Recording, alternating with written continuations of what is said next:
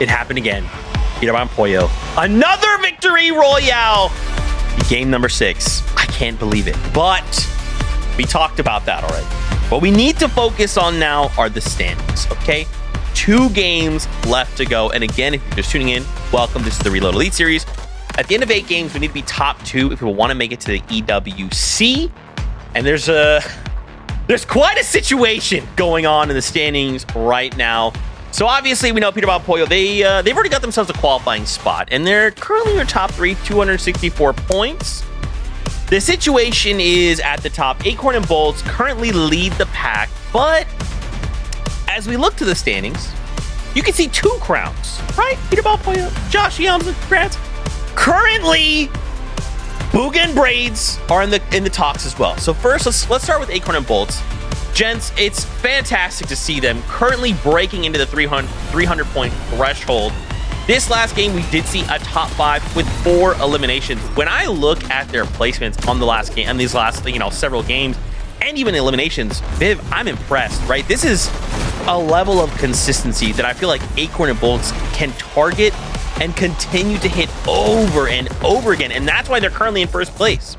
Oh, yeah, 100%. It's just, obviously they started the day super hot with those eliminations. They've kind of, slowed down a little bit in terms of picking up as many eliminations, but still picking up enough. And it's just all about the average placement right now for this, though. They have an average placement of 5. So, like I mentioned, best IGL in the game, a mechanical beast in Bolt. And if they're going to be able to make it to 8 end games, they're going to qualify.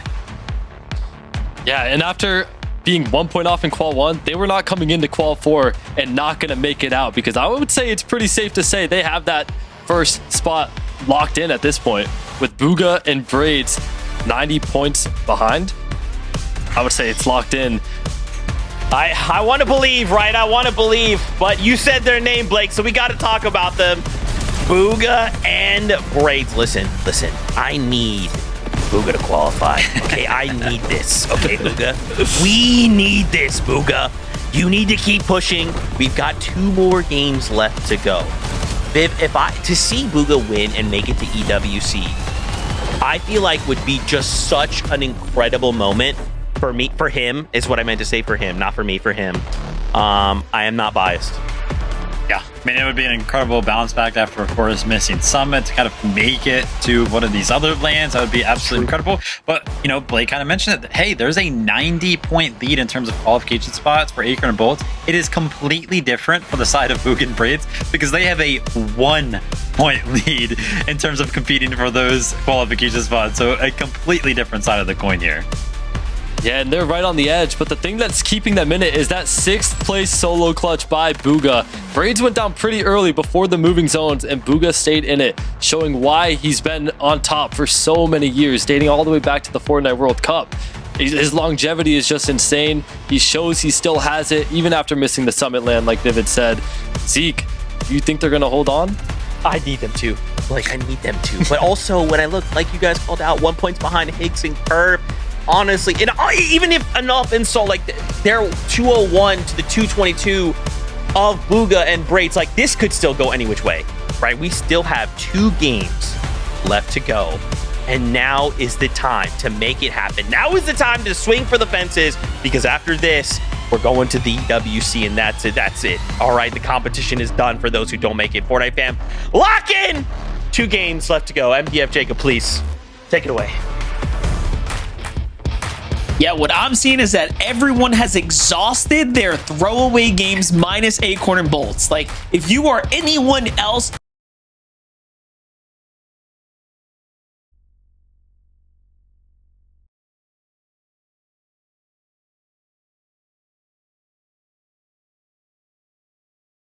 it, Monster. 2 games left, and even with Acorn and Bolts having such a monster of a lead, it's 1 point that separates that 2nd spot in the last qualifier. By the way, folks, only 2 teams will round out NA Central to make it to the Esports World Cup, and we have 2 games left to see it all play out. In the feed, you're seeing early action, even Agers taking down Josh, Noxy getting another elimination, Higgs this time around, though, surviving off spawn, so we could have a different trajectory with Higgs and Curve in this early game.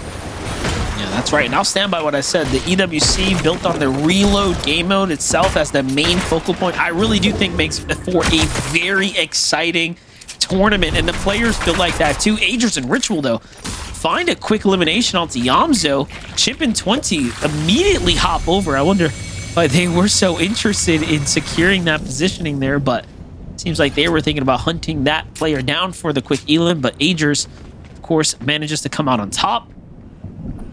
Now, this is really interesting because for Aegis and Ritual, they are one of the duos now in the race here to qualify now after these next 2 games. But again, it's going to come down to playing exceptionally well, and everyone else has to not drop the ball. Now, this is how we saw some of the fights go down. Muzz taking out Rapid right out of the gate. Muzz, not even his drop spot. Now he's going up against Northern. Little bit of a trick right there. Northern's able to get the elimination, but it just goes to show, like, with everything on the line, I think teams, especially certain players, are realizing the situation that they're in. Aegis has been going crazy almost all day long, trying to get them to catch up and stay within reach. Rise and Curly have been doing the same thing. You have Higgs and Curve picking up high elimination games, but overall, Peterbot and Poyo have also been disrupting a lot of the flow of these teams trying to make finals. Yeah, and you know, honestly, if you're the rest of the lobby, you're kind of happy Muzz is, you know, putting up numbers against Cold and Rapid, you know, like they're qualified teams. Let them fight.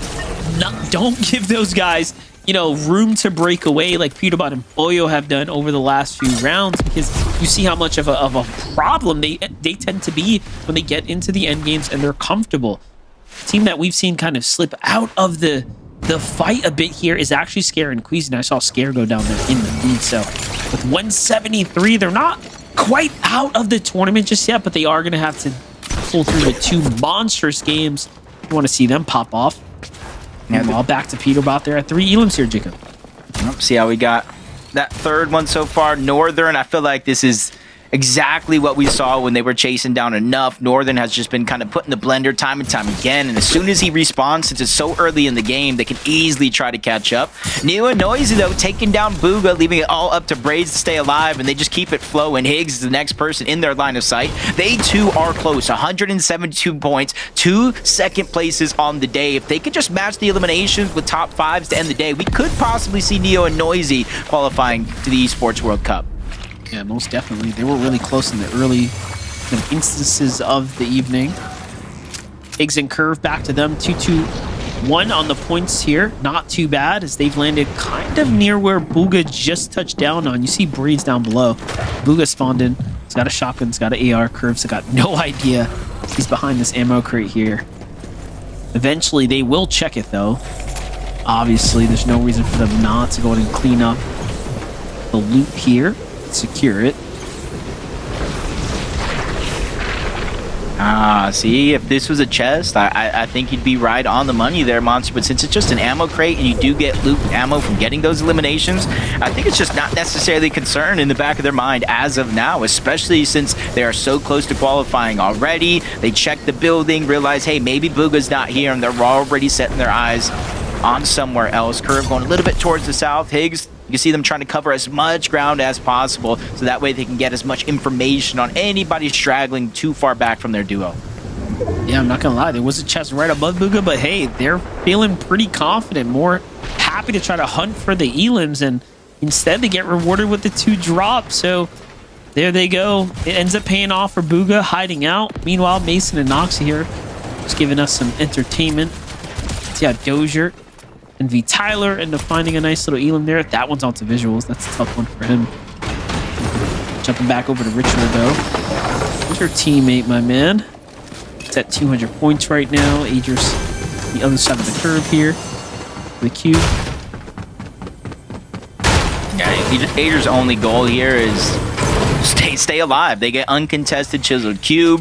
They have a lot of space. We did see it in game 8 in the last qualifiers. That's something they have to keep in the back of their mind, where Clix and Higgs at the time pushed on over, got the elimination on the Ritual, and Aegis simply could not stay alive. So hopefully they've learned from their past. But Peterbot and Poyo, again, look who's in the sky. It's Northern again. They're trying to beat that record of 5 elims on enough by himself in that last game. I'm not sure what Northern's going through, but I could definitely feel his pain. He's just getting scrambled up, put in the frying pan. Like, they're just doing what they do over there. They're at almost 8 eliminations, and we jump into the real time, and I see Peterbot once again in the feed. So at this point, I don't even know what to think of it, but they're going for first place because why not? Meanwhile, Curve and Higgs here. Tournament's pretty much life is on the line right now. Dozier ends up getting the full elimination there onto Higgs. Curve forced to back off.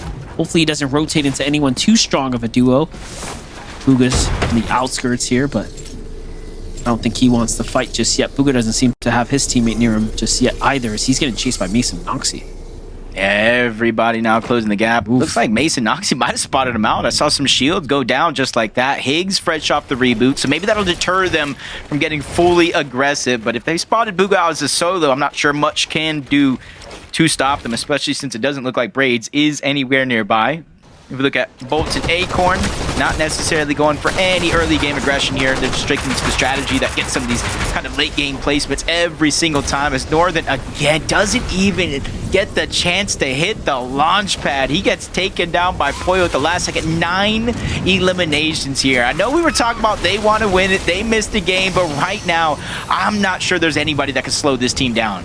Look at this, wasted no time either. They knew exactly what they were going to do. Land on the chest there. They go ahead and get the bandages as well. The quick pickup, like the momentum is flowing right now. They're at 9 eliminations, mind you guys. They are looking to fight for a Curve level performance where they pulled up with 18. They're already halfway through, and we're just in the zone of 5. This could really go either way, you know, based off of Peterbot and Poyo's performance right now. They're setting themselves up for a potential first place prize winnings off of this. He's looking for Bugha. Yep. Followed him outside of the zone, just trying to go ahead and solidify this elimination. And remember, Curve at one point was the one trying to stay alive, but he was able to hunt down Bugha successfully, get that elimination, and just try to pull further and further away. And I do believe the way this game has played out so far, with early game eliminations for Curve and Higgs, and not so much for Bugha and Braids. Remember that 1-point differential? I believe Higgs and Curve have now overtaken them on the leaderboard, and now sit in fourth place inside of that bubble. Fourth place, excuse me.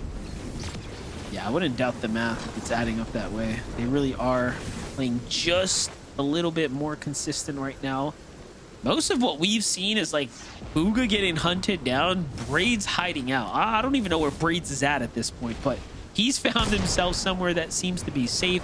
I'm concerned with Storm Surge at this point, or Storm Sickness, really, given that he's just been in the zone the entire time. Like, good call. A very good call, because it's something that we have seen play a role, but when it comes to reload, not as much as you would think in the feed. Poyo just taking down Northern again. You gotta imagine they're finally on double digits here. And Monster, actually, I want to see how it's just not able to touch the ground at all. Even when he does, he doesn't have builds. He doesn't have a loadout to fight back. Northern, I just feel so bad. Peterbot and Poyo, they just select one person each game and make it their sole focus to make sure they can't play. yeah, that's pretty tough, man. It's a tough hand to be dealt there. I mean, and it's late enough that you spawn in at least with some kind of arsenal, so it's not completely free, but they have such an advantage.